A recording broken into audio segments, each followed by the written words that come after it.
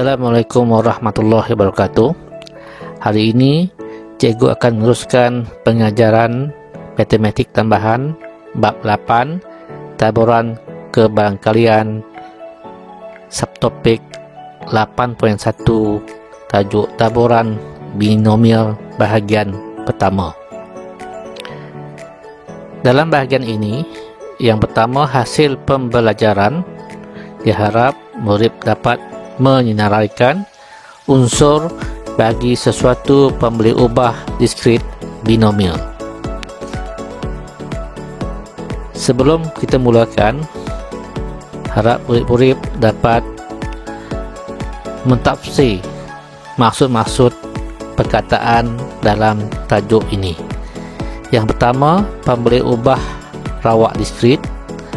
Contohnya suatu kuantiti yang hanya mempunyai satu nilai tunggal dikenali sebagai pemala.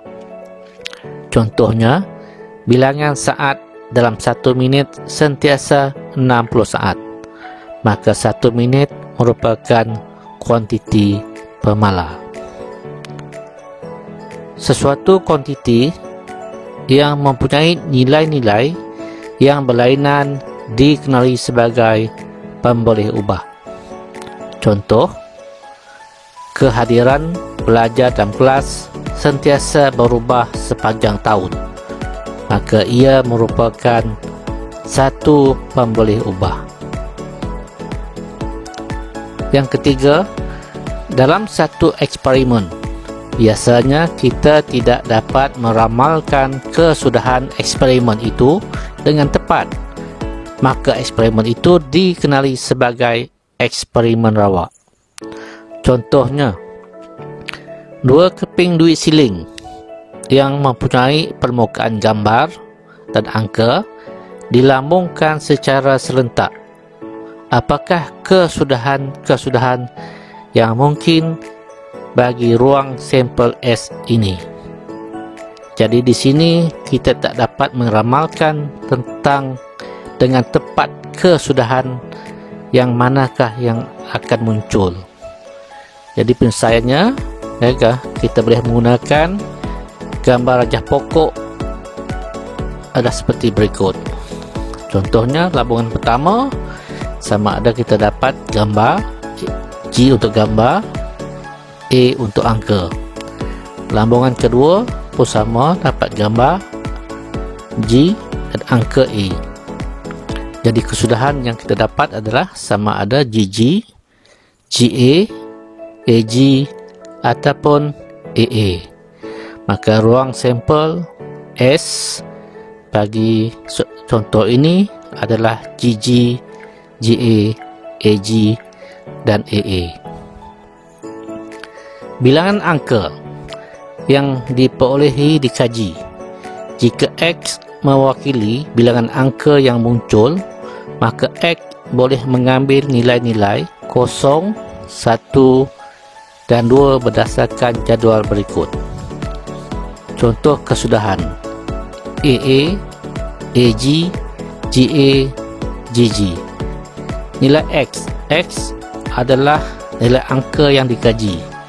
So pada petak pertama, bilangan AA nya ada 2. Pada petak kedua, AG, A-nya ada 1. Begitu juga petak ketiga, GA, bilangan A-nya ada 1. Dan petak terakhir, GG, tidak ada A, maka X-nya adalah 0. Perhatikan bahawa X mengambil nilai 3 nilai sahaja, 0, 1 dan 2, iaitu nilai terbilang dan terhingga. Ia tidak mengambil nilai seperti nombor perpuluhan 1.2, 1.3 atau 2.1 dan seterusnya. Maka X ini kita kenali sebagai pembeli ubah diskrit. Contoh latihan. Contoh 1, senaraikan unsur-unsur bagi pembeli ubah rawak diskrit binomial X yang berikut. X mewakili bilangan anak perempuan dalam satu keluarga yang mempunyai 3 orang anak.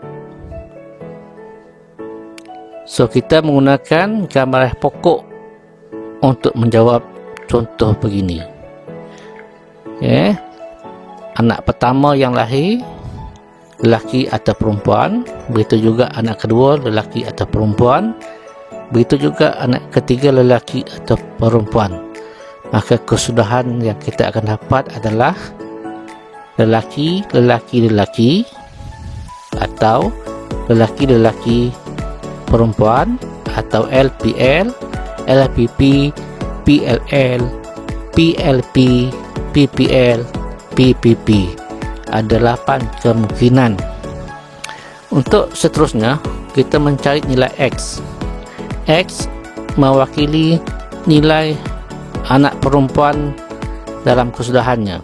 Okay, di ruang sampel S adalah LL, LLP, LPL, LPP, PLL, PLP, PPL, dan PPP. Okay, seterusnya, X merupakan anak perempuan dalam keluarga tersebut. Bagi petak yang pertama, LLL, tiada anak perempuan, maka X-nya adalah kosong. Petak kedua, LLP, ada 1 anak perempuan, maka 1, X-nya 1. Begitu juga petak ketiga, 1.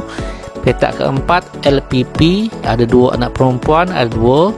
Petak kelima, P-nya 1. Petak keenam, P-nya 2. Petak ketujuh, P-nya 2. Petak ke-8, P-nya 3. Jadi, maka unsur-unsur bagi X adalah 0, 1, 2, dan 3.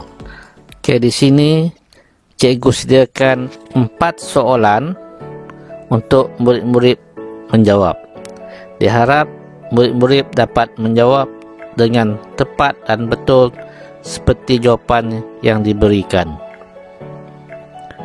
Seterusnya, kita masuk kepada bahagian kedua, hasil pembelajaran, iaitu menentukan kebarangkalian bagi sesuatu peristiwa dalam taburan binomial dan grafnya. Contoh 1. Jika kita membuat 2 percubaan, iaitu melambung duit siling secara berturut-turut, kesudahan pemberi ubah di skrin X yang mewakili bilangan kejayaan mendapat angka dengan kebarangkalian PX adalah ditunjukkan seperti dalam jadual berikut. Kesudahan, kita ada 4 kesudahan, iaitu AA mendapat angka-angka, AG angka gambar, GA gambar angka, dan GG gambar-gambar.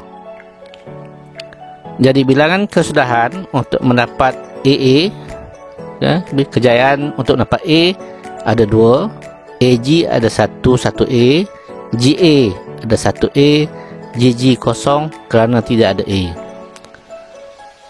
Kebarangkalian mendapat angka sama dengan 1/2. Kerana siling mempunyai 2 permukaan, angka 1 maka 1/2. Begitu juga kebarangkalian mendapat gambar sama dengan 1/2. Oleh itu, kebarangkalian AA adalah 1/2 darab 1/2, AG, GA 1/2 darab 1/2, dan GG adalah 1/2 darab 1/2. Jadi kesimpulannya, bilangan kejayaan X 012 adalah persamaan dengan kebarangkalian PX sama dengan 1/4. Untuk X sama 1, kita ada 21, 1/2, 1/4 tambah dengan 1/4 persamaan dengan 2/4 ataupun dipermudahkan menjadi 1/2. Dan kebarangkalian mendapat X sama dengan 2 adalah 1/4. Satu graf boleh dilukis untuk mewakili taburan kebarangkalian. Graf itu dipanggil graf taburan binomial, di mana paksi X-nya adalah X dan paksi Y-nya adalah kebarangkalian X sama dengan X. Dan X 012 dilukis pada paksi X dan tingginya adalah menunjukkan kebangkalian. Setiap kebangkalian ini kalau ditambah, hasilnya adalah bersamaan dengan 1.